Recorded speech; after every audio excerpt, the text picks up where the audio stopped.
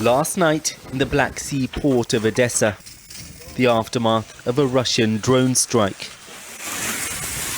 It was the second day in a row the city had come under attack. This morning, residents were assessing the damage. One person was killed, power and water services cut off.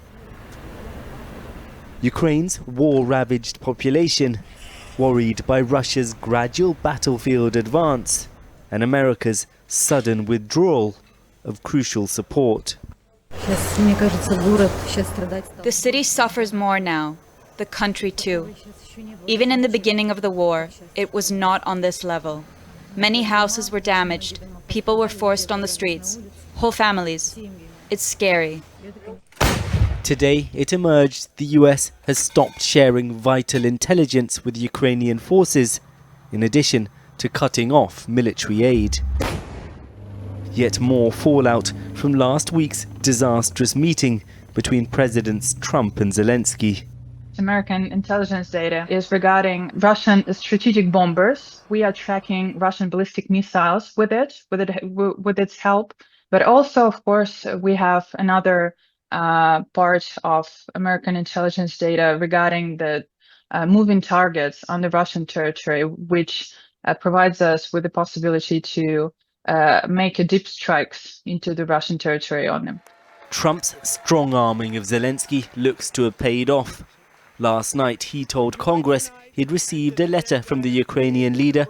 The letter reads, Ukraine is ready to come to the negotiating table as soon as possible, promising to begin peace negotiations and to sign a rare earth mineral deal.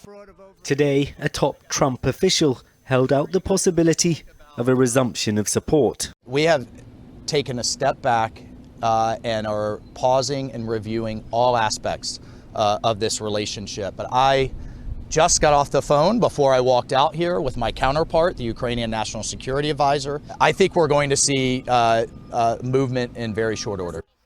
But it's clear to America's allies, old relationships don't count for much with the new US administration.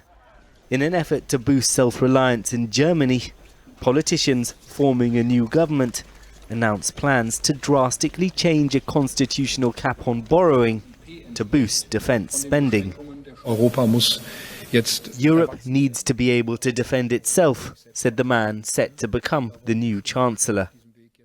In Britain, the Prime Minister still hopes to persuade President Trump to provide Ukraine with more tangible assurances. The President made absolutely clear his commitment to Article 5 of NATO, absolutely clear that he would have our backs because of the relationship between our parties, and agreed that our teams would sit down together to talk through security guarantees.